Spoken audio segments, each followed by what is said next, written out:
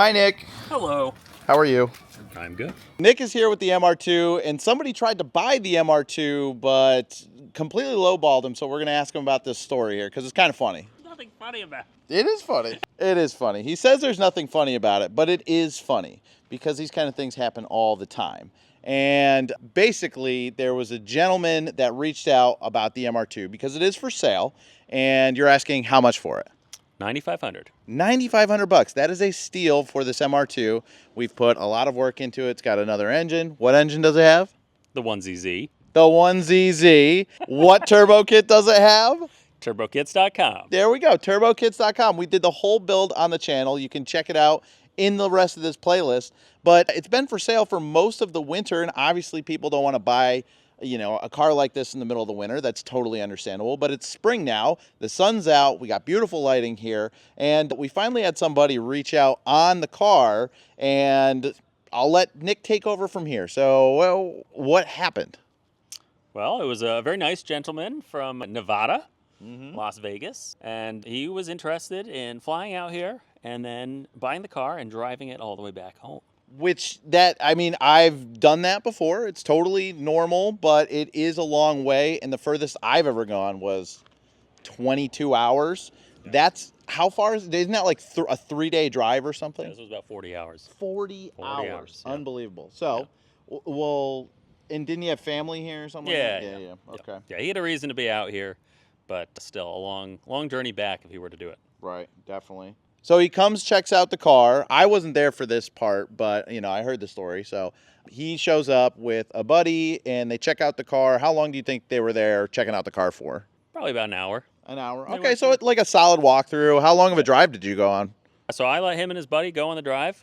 Oh, just both of them? Yeah, just the two of them. Gotcha. They were gone for probably 15 minutes. Right. And I could tell from their faces when they got back that they loved it. Yeah, I'm sure. This thing sneezes a lot, makes a lot of great noises. It makes great power for the weight. It's a very fun car, so I'm not shocked that they were loving it. All right, take us through what happened next. So he said he was going to think about it and also contact his insurance. And so a couple days later, heard back from him.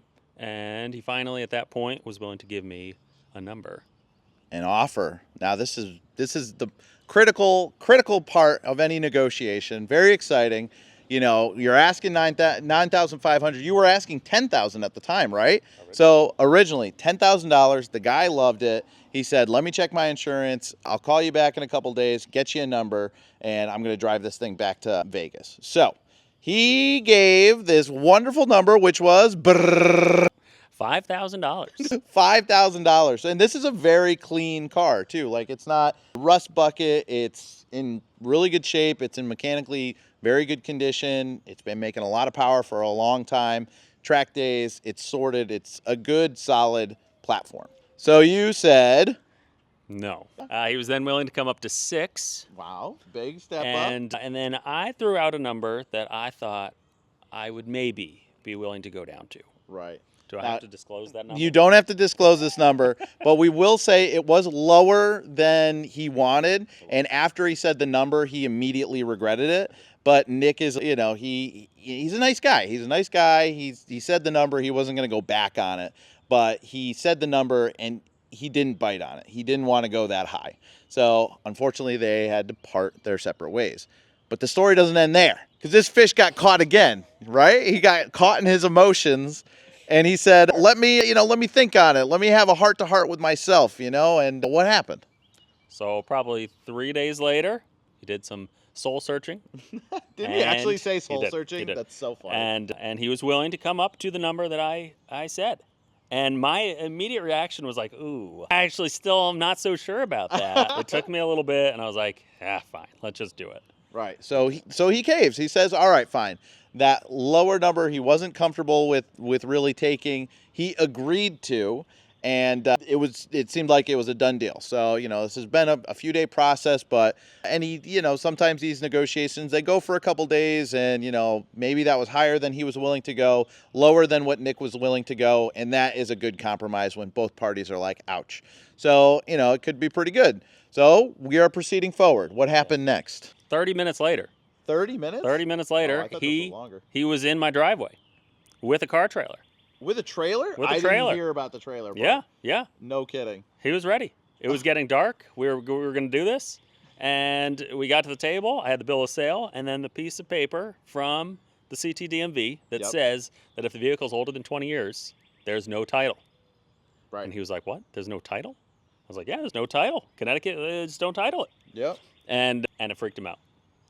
He was freaked out. So the state of Connecticut has a rule for older cars. It's 25 years and older. If you were to buy a car here, you send in the title to, put it in your name or whatever, and they just don't send you a new title. If it was a newer vehicle, they issue out a new title with new information, all that stuff. But because the vehicle's over 25, they're like, you don't even need a title, just a bill of sale, and you're good to go. He was not comfortable with this. He did not like this. He thought he was sketchy. It was all very. How old was this guy? Like roughly. He was our age. Yeah, our age. Yeah. So he was freaked out and got a little cold feet. And So he left and said he was going to call the DMV the next morning. all right. So he's like, all right, let me verify, check and verify this. No problem. We love kings that verify their information. That's fine. Get comfortable. We don't want to hear you call in a week and say you're upset about something and blah blah blah.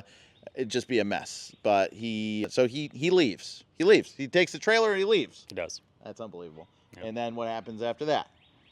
So on the next day, Nevada's a few hours out there, so I wasn't expecting a call until at least probably 1 o'clock. I hadn't heard by I don't know, maybe 5, and I was like, what's going on? So I Right. sent him a text. Yeah. I was like, have you heard yet? Mhm. And he sent a short little message that just said, I've reconsidered.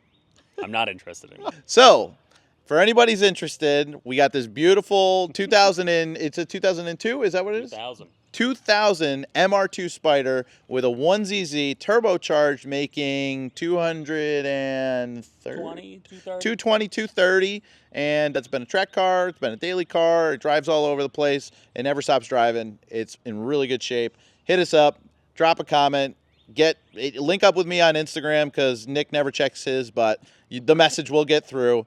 We're asking 9.5, which is a reduction in price. Let me know. Share this around all your MR2 heads. This is basically a Lotus Elise. I heard someone say call it a low sodium Lotus Elise. Okay. I don't know. So, all right, guys, if you're interested, hit me up in the comments. Go ahead, hit me up on Instagram, whatever. Thank you guys so much for watching. I'll see you guys on the next video.